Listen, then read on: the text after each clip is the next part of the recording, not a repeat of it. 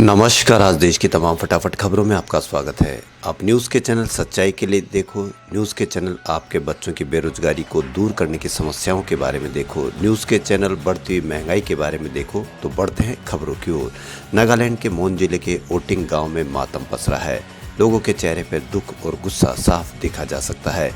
एक युवती जो 12 दिन पहले ही शादी करके यहाँ आई थी, लेकिन सेना के पैरा स्पेशल फोर्सेस की गलत पहचान के ऑपरेशन की वजह से अब वह विधवा हो चुकी है।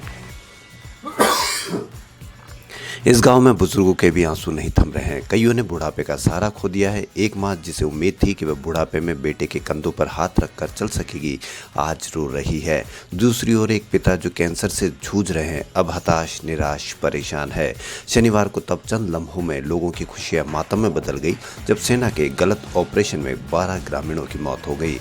नागालैंड की राजधानी कोहिमा से करीब 300 किलोमीटर दूर सैकड़ों ग्रामीणों ने सोमवार की रात गाँव के 12 युवकों को नम आंखों से अंतिम विदाई दी, जिनकी मौत को केंद्रीय गृह मंत्री अमित शाह ने गलत पहचान का मामला बताया है।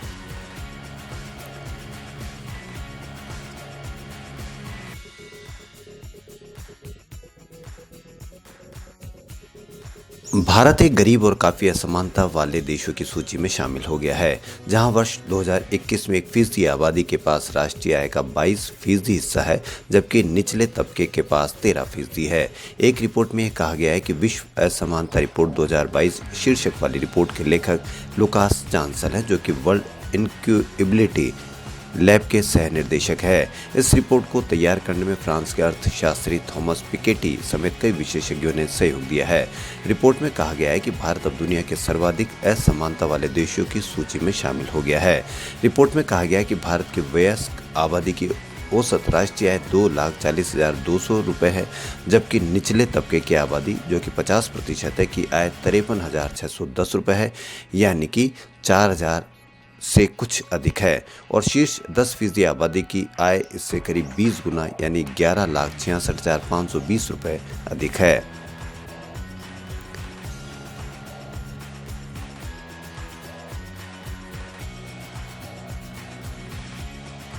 सरकार ने राज्यसभा को बताया कि भारत ने इस साल जनवरी में टीका मैत्री कार्यक्रम की शुरुआत के बाद से 94 देशों और संयुक्त राष्ट्र के 2 संस्थाओं को कोविड-19 रोधी टीके के 723 लाख से अधिक खुराक की आपूर्ति की है। स्वास्थ्य और परिवार कल्याण मंत्री भारती प्रवीण पवार ने राज्यसभा को एक प्रश्न के लिखित उत्तर में यह जानकारी दी है।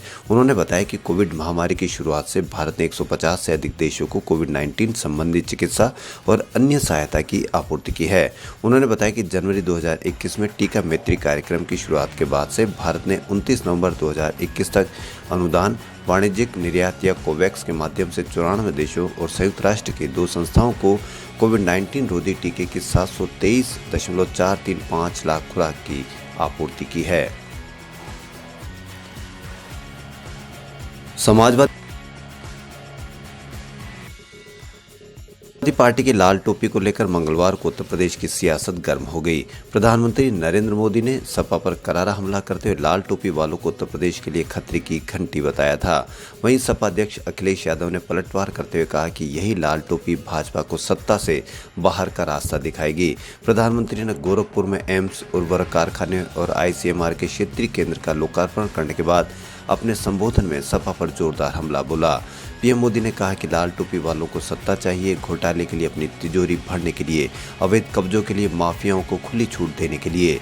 लाल टोपी वालों को सरकार बनानी है, आतंकवादियों पर मेहरबानी दिखाने के लिए, उन्हें जेल से छुड़ाने के लिए। इसलिए याद रखिए कि लाल टोपी वाले यूपी की रेड अलर्ट है, यानी खतरे की घंटी।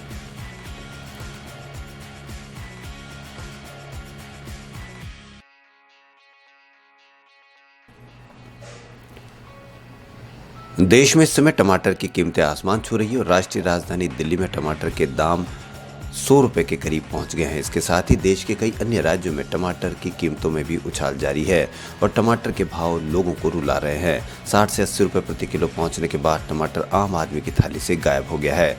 केरल में भी टमाटर की कीमतों में भारी बढ़ोतरी देखने को मिली है और टमाटर का खुदरा मूल्य 140 से 160 रुपये के बीच पहुँच गया है। वहीं तिरुवनंतपुरम में थोक बाजार में टमाटर की कीमतें करीब 120 रुपये प्रति किलो बिक रही है। खबरों फिलहाल इतना ही। यदि आपको हमारा चैनल पसंद आए तो लाइक, सब्सक्राइब और शेयर अवश्य करें। धन्यवाद।